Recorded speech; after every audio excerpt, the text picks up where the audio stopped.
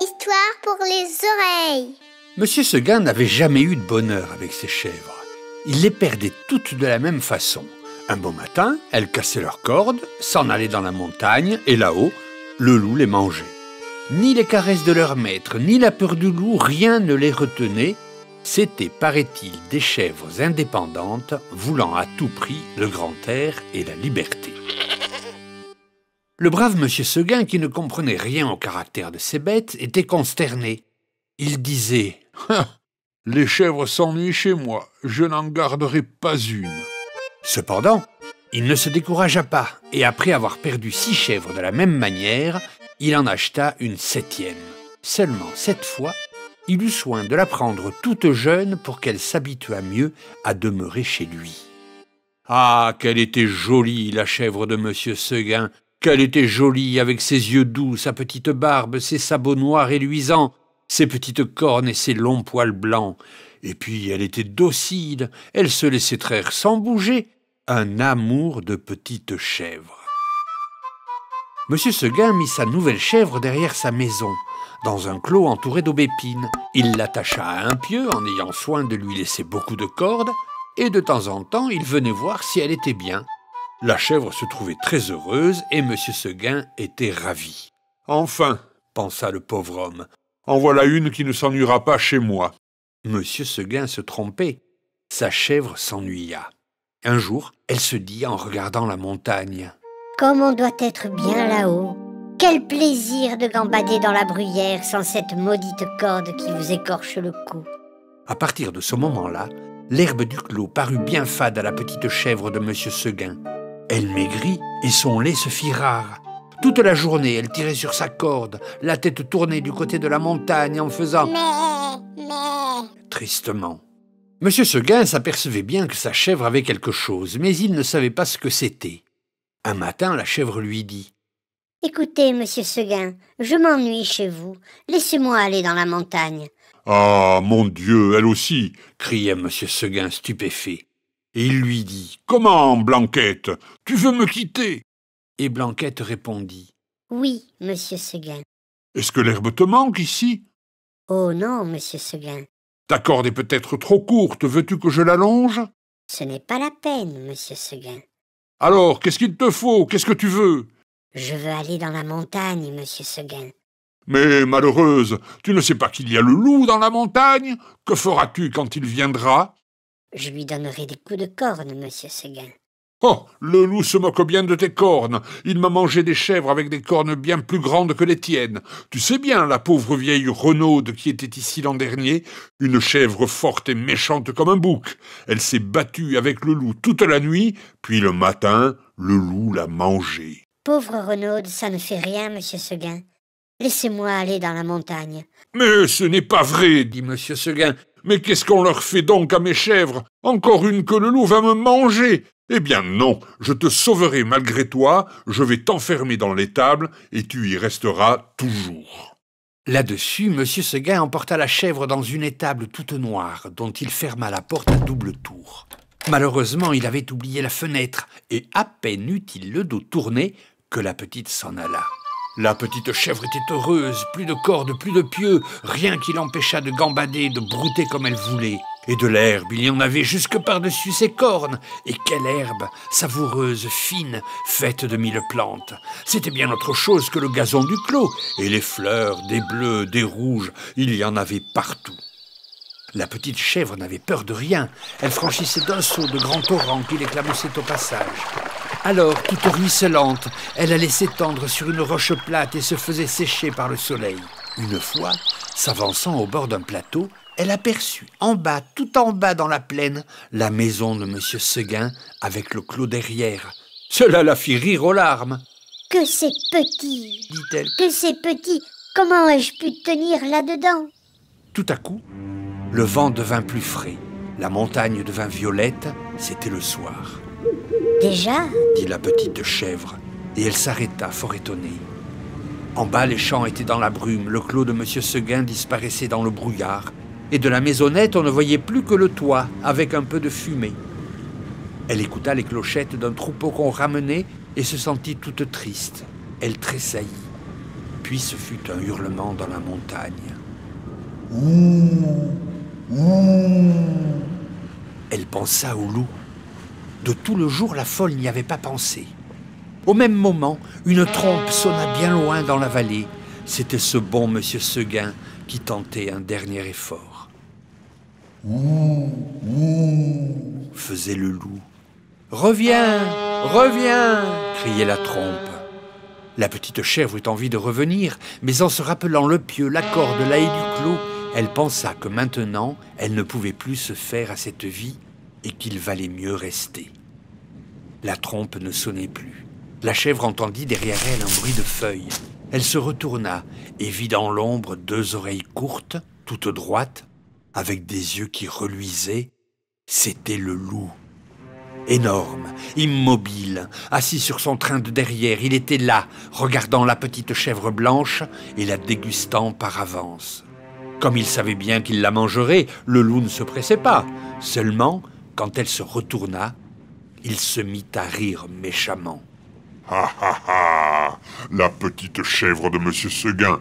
Et il passa sa grosse langue rouge sur ses babines. La petite chèvre se sentit perdue, puis, s'étant ravisée, elle tomba en garde, la tête basse et les cornes en avant. Alors, le monstre s'avança. Ah, la brave chevrette, comme elle y allait de bon cœur!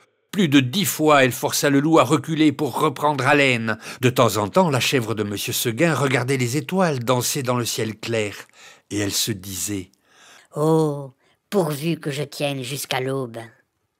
L'une après l'autre, les étoiles s'éteignirent. La petite chèvre redoubla de coups de corne, le loup de coups de dents. Une lueur pâle parut dans l'horizon. On entendit le chant du coq.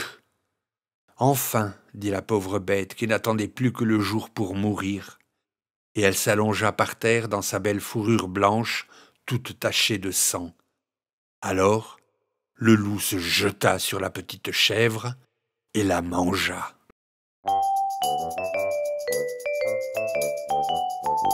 Histoire pour les oreilles.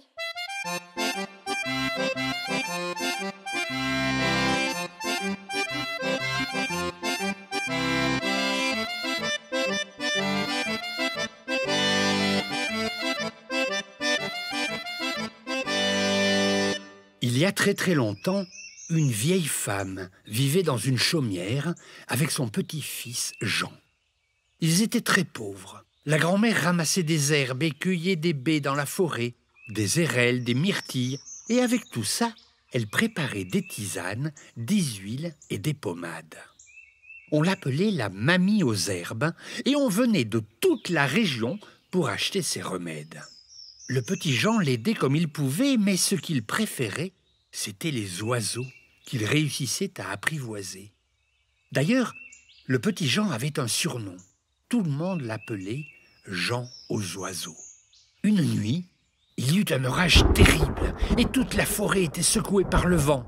Les éclairs illuminaient la montagne et la pluie inonda toutes les prairies. Au petit matin, Jean trouva dans un fourré un oiseau extraordinaire.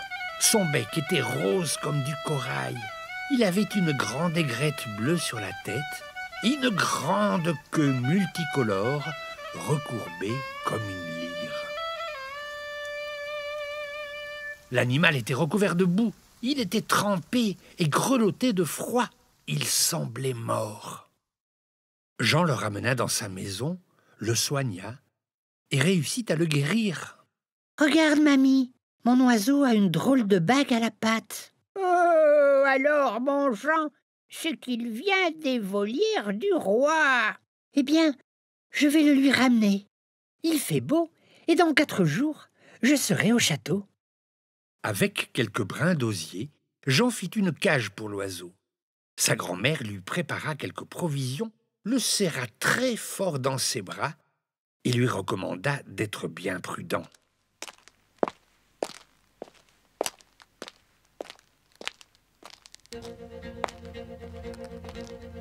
Jean partit pour la ville. Ses vilaines chaussures lui faisaient un peu mal aux pieds, mais il était courageux. Il traversa des rivières, escalada des rochers, prit des chemins pleins de cailloux coupants, et quelques jours plus tard, il arriva en ville. Que de bruit, que de monde, Jean n'avait jamais vu ça. Ça lui faisait même un peu peur. Tout intimidé, il entra dans la première boutique venue, c'était celle d'un cordonnier. « S'il vous plaît, monsieur, pouvez-vous me dire où est le palais du roi? Je marche depuis 4 jours. Il faut que je lui parle. » Mais le roi ne parle pas aux galopins de ton âge. Mais le cordonnier était tout de même curieux de voir ce petit garçon qui avait l'air si courageux. C'est si important que ça? Regardez, je lui ai rapporté ce bel oiseau. Il a dû s'échapper de ses volières. Mais avant, vous n'auriez pas un bout de pain? Je n'ai pas mangé depuis 2 jours. Le cordonnier appela sa femme qui lui donna un bon morceau de pain avec un bout de fromage et Jean leur montra l'oiseau dans la cage. Oh, le roi sera bien content, mais il faut te débarbouiller un peu. Tu ne vas pas aller voir le roi dans cet état. Pose ta cage et viens avec moi. Jean obéit.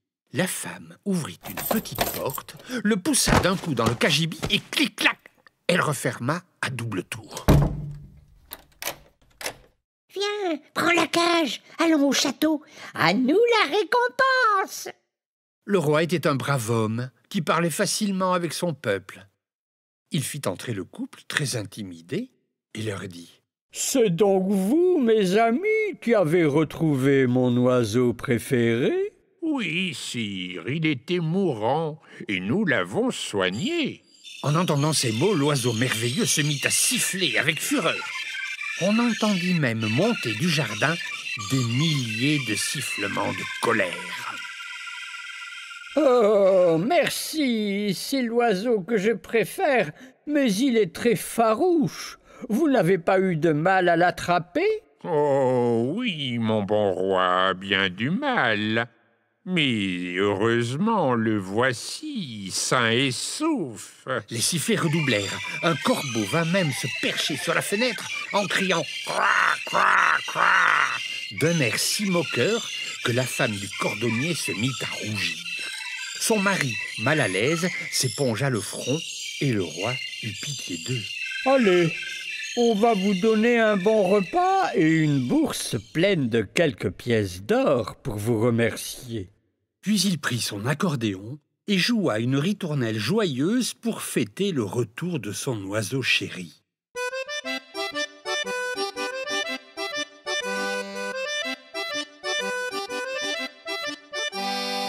Soulagés, le cordonnier et sa femme se gavèrent de pâtés, de saucissons, de brioches et de confitures, comme s'ils n'avaient pas mangé depuis des semaines. Ils prirent la bourse pleine de pièces d'or et se dépêchèrent de partir. Il était temps de rentrer à la maison, de compter les pièces d'or et surtout, de se débarrasser de Jean. Mais à peine avait-il posé des pieds sur la place du château que des milliers d'oiseaux arrivèrent de toutes parts, des rouges-gorges, des bergeronnettes, des pies, des corbeaux, des merles et même des aigles, et tous criaient leur colère. En entendant ce vacarme, le roi posa son accordéon et sortit à la fenêtre. « Mais que se passe-t-il donc? Pourquoi tous ces cris? Laissez donc ces gens tranquilles. » Mais les oiseaux s'étaient formés en escadrilles serrées et se ruaient sur le couple. Ils piquaient avec fureur de leurs becs pointus et bientôt, la femme en eut assez. « Mon mari, mon cher mari, dis-leur toute la vérité, je t'en prie, j'ai trop mal. » Je n'ai rien fait. C'est elle, c'est ma femme qui a eu l'idée. » Alors les oiseaux se sont arrêtés de piailler. Et dans un grand silence, le cordonnier et sa femme avouèrent tout. Aussitôt, ils furent chassés du royaume.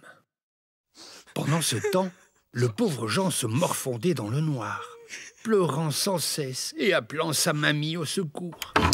Et tout d'un coup, la porte s'ouvrit brusquement et il fut aveuglé par la lumière. C'étaient les gardes du roi qui venaient le délivrer. Et lorsqu'il sortit de la maison, la foule criait « Bravo, bravo, vive Jean !» Les chevaux piaffaient et hennissaient de joie, et dans le ciel, des milliers d'oiseaux tournoyaient en poussant des petits cris de joie.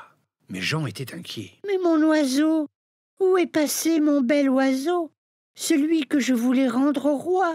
Il est dans mes volières, répondit le roi qui venait d'arriver. Viens avec moi, allons le voir. Et c'est ainsi que Jean, tenant sa main dans la main du roi, entra dans le palais suivi de toute la cour. Il y eut une grande fête. Le roi avait offert un grand festin en l'honneur de Jean. Dans de magnifiques habits que le roi lui avait donnés, l'oiseau sur son épaule, Jean était le plus heureux des petits garçons. Tout le village avait été invité et tout le monde dansait et festoyait. Et quand la nuit tomba, les oiseaux chantaient encore et avec leur chant, la paix se répandit sur le village. Ce soir-là, il n'y eut ni dispute, ni bagarre, ni mots méchants. Dès le lendemain, Jean voulut rentrer chez lui. Il savait que la route était longue et il voulait retrouver sa mamie. Ma mamie aux herbes va s'inquiéter. Ça fait trop longtemps que je suis parti. Le roi le serra dans ses bras. J'ai nommé ta mamie grande tisanière du royaume. 2 fois par an, elle apportera au palais tous ses remèdes et c'est toi qui la conduiras. L'oiseau et moi, nous vous attendrons. Et il offrit au jeune garçon le plus joli des attelages, un petit âne gris qui tirait une charrette d'un vert vif comme des pierres précieuses. Ainsi, la mamie aux herbes et son petit-fils eurent la vie plus facile, plus de soucis d'argent, plus de risque d'avoir faim. Et le roi, qu'est-il devenu? Eh bien, figurez-vous qu'il a ouvert toutes ses volières et que c'est devenu l'ami de tous les oiseaux. Et à chaque fois que mamie aux herbes et Jean arrivent au palais, la charrette pleine de tisane, d'huile et de pommade, le bel oiseau bleu les attend, et c'est un concert chaque fois différent que leur offrent tous les oiseaux du royaume qui ont tous retrouvé la liberté.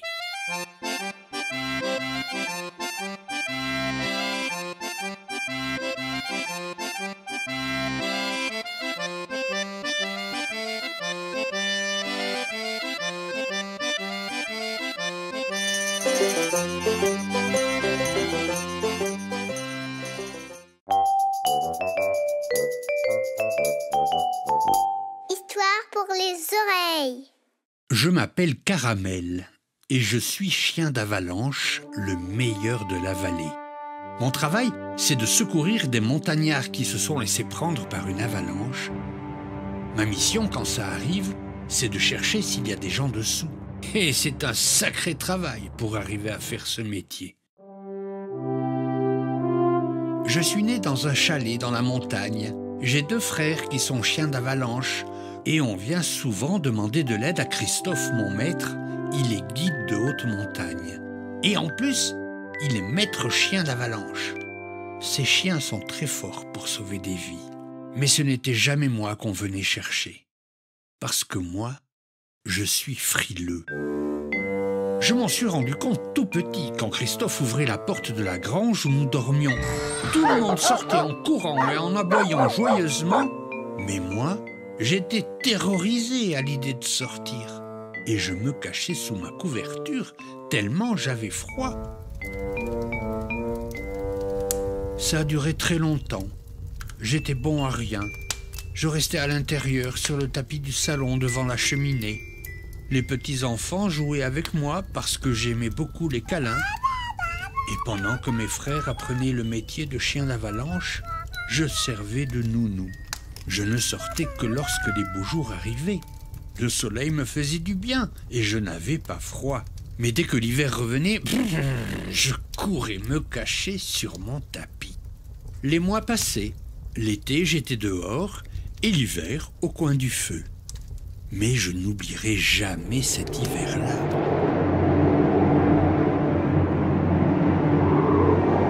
Il s'était soudainement mis à neiger sans arrêt. Ça avait duré plusieurs jours. presque 2 mètres de neige, bien plus haut que moi, plus haut que ton papa ou ta maman. Quelques jours avant Noël, le soleil est revenu et il faisait presque chaud, mais pas suffisamment pour que je mette le bout de ma truffe dehors. Et soudain, un grondement énorme se mit à résonner dans les hauteurs. Je suis allé regarder à la fenêtre et j'ai vu un gros nuage blanc qui recouvrait les sommets et descendait vers la vallée à toute vitesse. Jamais je n'avais vu ça. Une énorme avalanche. Je pensais à mes frères qu'on allait sûrement venir chercher pour sauver les victimes. Dans les rues, les gens couraient en criant « Vite, vite! Il y a un groupe de montagnards qui s'est fait piéger par l'avalanche. Ils ont tous disparu. C'est le groupe de Christophe. » En entendant ça, j'ai couru à la porte du chalet qui était ouverte.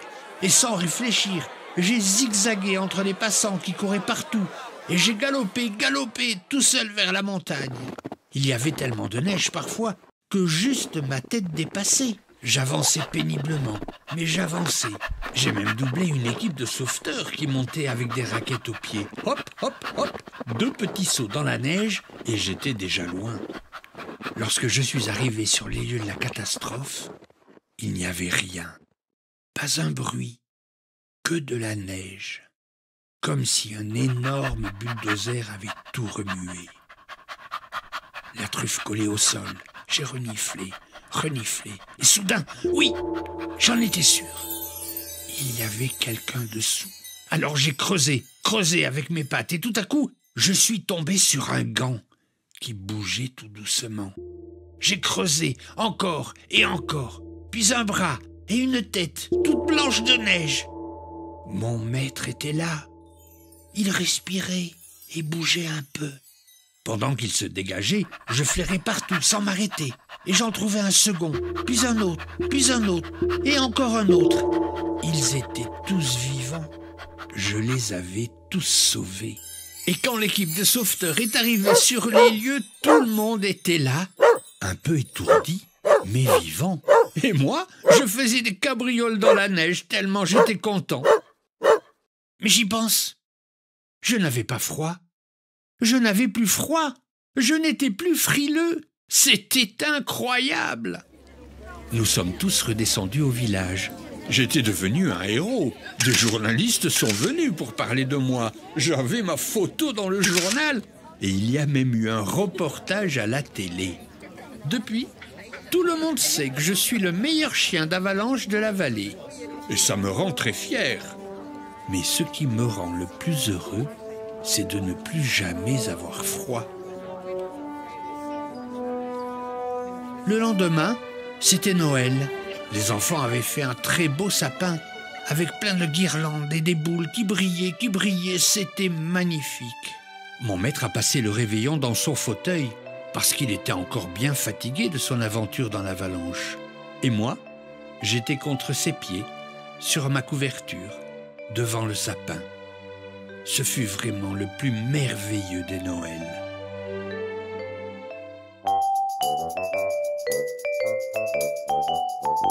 Histoire pour les oreilles.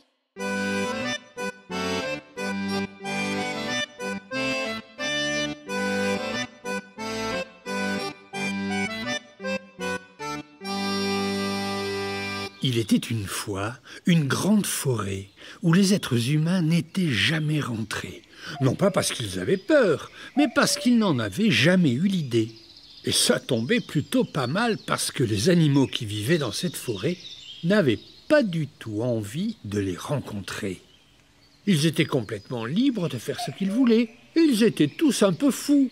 On raconte même qu'un jour, ils ont organisé une course et que c'est une tortue qui a gagné. Mais ça, c'est une autre histoire. Parfois, dans la clairière, on entend de drôles de choses, de la musique. Et oui, c'est l'orchestre de la forêt. Il y a Léon, le hérisson, à la contrebasse. Bob, le raton laveur, au piano. Et Bibou, la belette, à la trompette.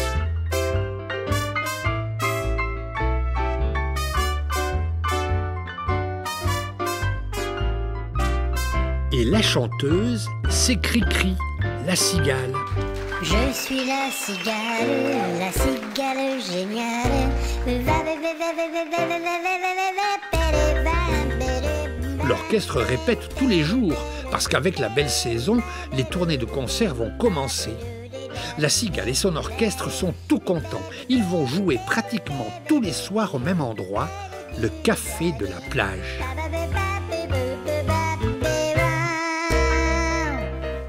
C'est un endroit où il y a beaucoup de monde tous les soirs. La patronne, c'est Mimi, la fourmi. Elle est très gentille, mais un peu radine. Pas question qu'elle offre un verre ou des cacahuètes à ses clients. Un sou est un sou. Bonjour, je suis la cigale géniale.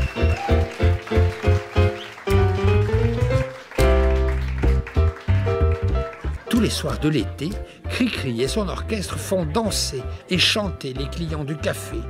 La famille hibou chante à tue-tête, les agneaux rigolent avec les loups, le renard finit son morceau de fromage et le corbeau explique qu'il chante mieux que la cigale.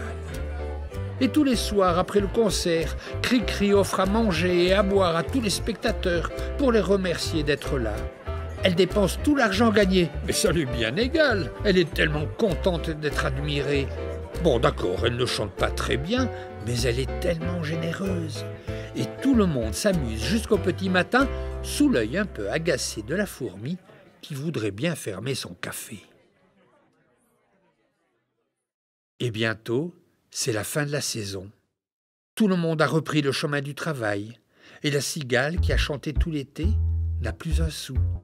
Elle a tout dépensé à faire la fête et a oublié d'en mettre un peu de côté. Elle n'a plus rien à se mettre sous la dent, elle qui aime tellement les mouches et les vermisseaux. Le frigo est vide et elle commence à avoir sérieusement faim. Alors, elle se souvient de Mimi, la fourmi, avec qui elle s'entendait bien quand elle faisait les concerts au café de la plage. Je vais aller lui dire bonjour. Elle aura peut-être quelque chose à me donner pour me dépanner. Bonjour Mimi, tu te souviens de moi ? On a passé tout l'été ensemble. Dis-moi, je me disais, tu ne pourrais pas me dépanner et me donner quelque chose à manger ?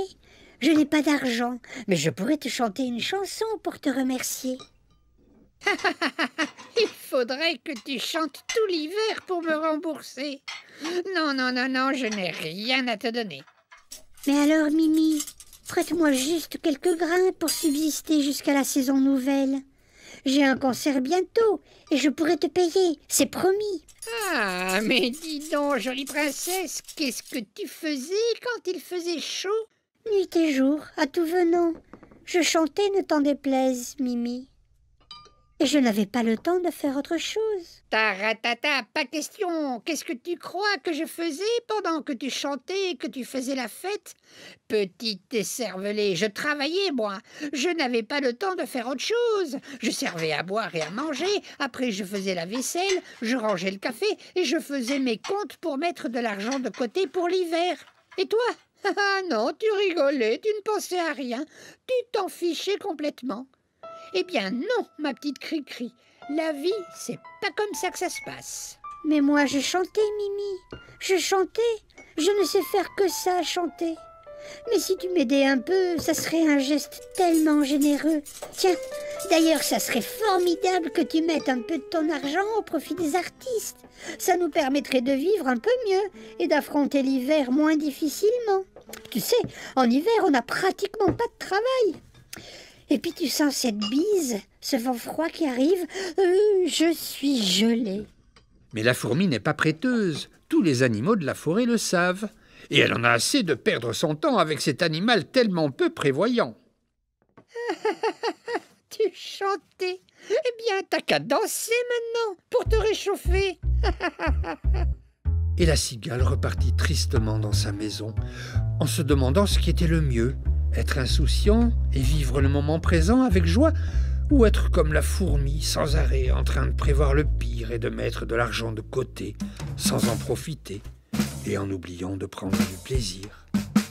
Et du coup, pour se consoler, elle partit retrouver ses amis musiciens et chanta toute la nuit pour oublier son chagrin.